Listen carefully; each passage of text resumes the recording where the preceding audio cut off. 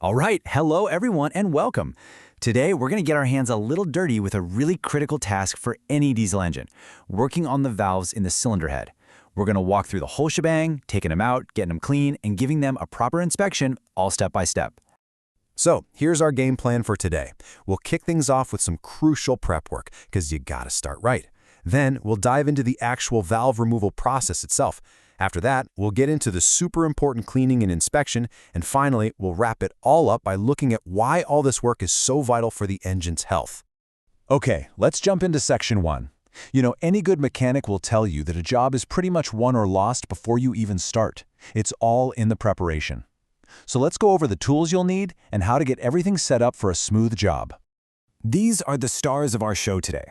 We've got the valve spring lifter, which is absolutely essential for this job, then a wire brush and a scraper to get rid of all that tough baked-on carbon, a dial gauge with a stand for some precision measurements we'll get to later, and of course some kerosene and a clean cloth for all the cleaning.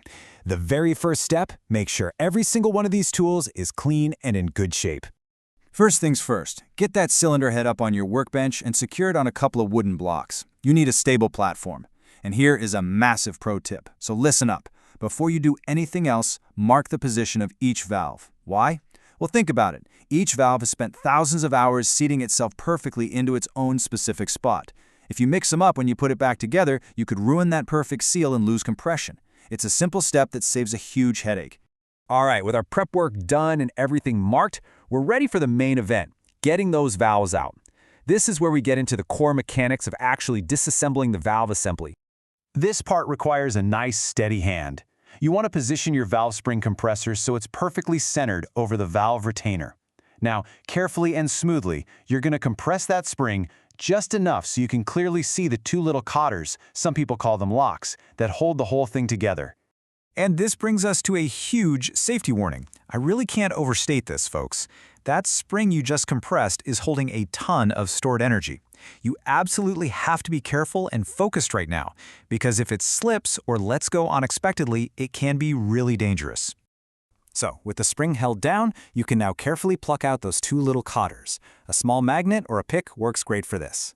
Now for the most important part of this step. Slowly, and with total control, release the tension on the spring. Back that compressor off nice and easy. Once the tension is gone, the rest is a piece of cake. You can just lift out the retainer, the spring, and finally slide the valve right out. And this right here is a golden rule of the workshop. Organization is everything. Keep all the parts for each valve together. The valve, the spring, the retainer, the cotters, and put them in a safe spot. This little bit of discipline is going to make reassembly about 100 times easier. Trust me on this one. Okay, with all the valves out, we can move on to the next critical stage, cleaning and inspection. This is where we kind of become detectives, hunting for any little clues or issues that could hurt the engine's performance down the road. Let's start by giving every single part a good bath in kerosene. Your wire brush is going to be your best friend for scrubbing off all that stubborn, caked-on carbon. And pay extra attention to the valve seat area and the combustion chamber on the head itself. Remember, getting a surface perfectly clean isn't just to make it look nice. It's absolutely essential if you want to do an accurate inspection. You can't inspect what you can't see. This inspection table is basically your cheat sheet. You're going to want to use a V-block and a dial gauge on the valve stem to check for any bending, and even a tiny bit matters a lot. Then get a good close look at the valve face for any pitting or cracks that could cause a leak. And don't forget to check the spring for good tension and the little cotter collar for any signs of wear and tear. We've taken it apart, we've cleaned it, we've inspected it, so let's tie it all together and really understand the real-world impact that this whole procedure has on the engine's performance and, of course, its lifespan. At the end of the day, it all boils down to this one simple idea. The whole reason we go through this meticulous process, from the careful disassembly to the detailed inspection, is to maintain the engine's peak efficiency.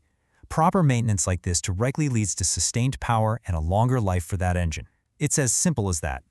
So as we wrap this up, I'll leave you with a question to think about. Looking back at everything we just covered, from setup to inspection, what do you think is the single most critical step? The one part of this process you just can't afford to get wrong if you want that engine to last for a long, long time. Give it some thought. Thanks so much for joining me today.